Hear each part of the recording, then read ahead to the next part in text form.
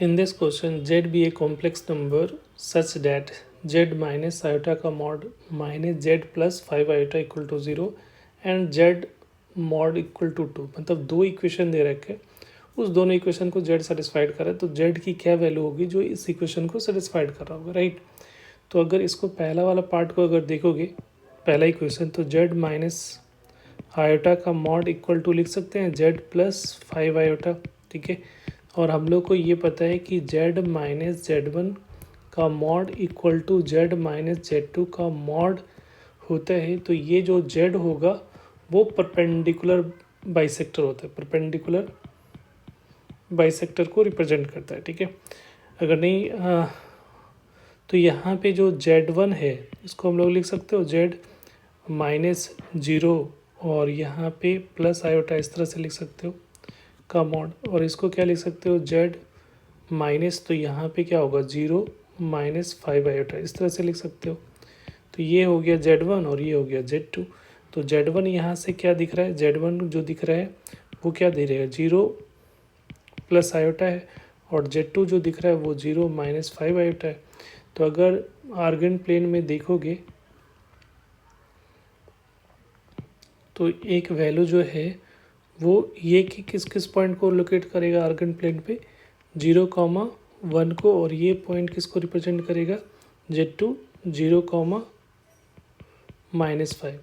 तो 0,1 कहीं यहाँ पे होगा और 0, माइनस 5 कहीं यहाँ पे होगा, और इन दोनों के बीच का जो पॉइंट होगा, तो टोटल डिस्टेंस 6 है तो 3 यूनिट ऊपर से जाएगा, तो ये 1 और ये 2, ये 3, 4, ये 5। तो ये -2, सॉरी नीचे में आएगा, एक्स एक्सिस के नीचे में आएगा, तो ये क्या हो जाएगा आपका माइनस में आएगा सब वैल्यू। तो ये -1, -2, -3 और ये -4 और ये -5 है। तो ये लाइन जो होगा परपेंडिकुलर बाइसेक्टर जो होगा वो कैसा होगा, इस लाइन को, ये z1 और ये z2 है तो इसके बीचों बीच जो लाइन होगा वो दिस वन होगा।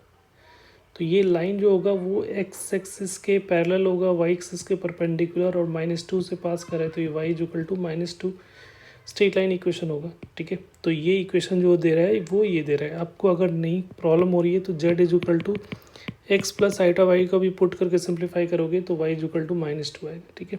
तो एक लाइन को रिप्रेजेंट करेगा। अब दूसरा जो होता है, दूसरा जो पार्ट दे रखा है that is z mod equal to 2। तो z minus z0 equal to अगर r होता है तो ये सर्किल को रिप्रेजेंट करता है, जिसमें सेंटर जो होगा वो z0 जो होता है वो सेंटर होता है और r उसका रेडियस होता है, राइट। तो यहाँ पे अगर देखा जाए तो z माइनस 0 लिख सकते हो इज इक्वल टू 2। तो सेंटर इसका क्या हो जाएगा, सेंटर इसका जो हो जाएगा वो 0,0 हो जाएगा और रेडियस जो होगा वो 2 होगा। तो ये जो है सेंटर 0 रेडियस 2, तो यहाँ से कुछ इस टाइप का सर्किल एक बनेगा, ठीक है, क्योंकि -2 से पास करेगा।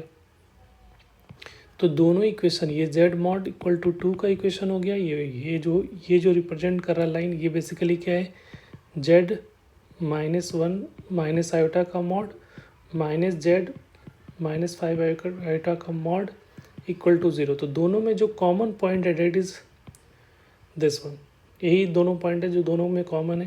तो ये पॉइंट कौन सा है, तो ये पॉइंट बेसिकली हमारा जो पॉइंट है वो पॉइंट कौन सा है, ये पॉइंट जो दिख रहा है वो पॉइंट बेसिकली 0, -2 है, ठीक है। तो यहाँ पे से z की जो वैल्यू आ रही है जो दोनों इक्वेशन को सेटिस्फाइड कर रहा है वो क्या हो रहा है 0, -2 है, ठीक है। तो अब ये 0, -2 पुट करो, कौन से लाइन के इक्वेशन को सेटिस्फाइड करेगा, ठीक है। तो अगर यहाँ पे 0, -2 पुट कर रहे हैं तो ये किस लाइन के इक्वेशन को सेटिस्फाइड करेगा, ये बेसिकली यहाँ पे जो है ये -4 है। तो ये जो सी ऑप्शन है उसको सेटिस्फाइड करेगा, क्योंकि यहाँ 0 + 2 इंटू -2 पुट किया तो ये -4 के बराबर हो रहा है, ठीक है। तो इसका मतलब करेक्ट ऑप्शन होगा that is C. Thank you.